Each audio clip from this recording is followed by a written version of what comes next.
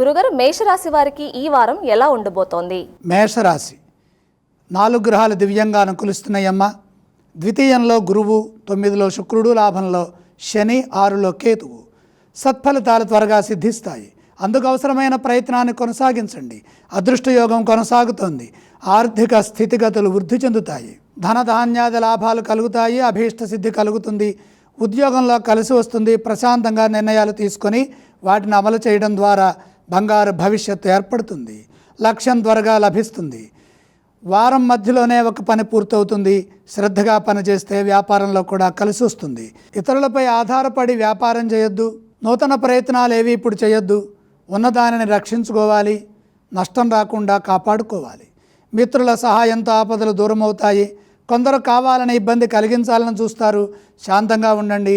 అలాగే దగ్గర వారితో విభేదాలు రాకుండా ఆత్మవిశ్వాసంతో సంభాషించండి. ఆశయం నెరవేరుతుంది. ఈ రాశి వారు ఏ స్తోత్రాన్ని పఠించాలి? మేషరాశి వారు ఇష్టదైవాన్ని స్మరించాలి. మేషరాశి వారు ఏ ఆలయాన్ని సందర్శిస్తే మంచిది? మేషరాశి వారు విష్ణువుని దర్శించాలి. ఈ రాశి వారు ఏ విధానం చేస్తే శుభప్రదం అంటారు? పెసలు దానం చేయాలి.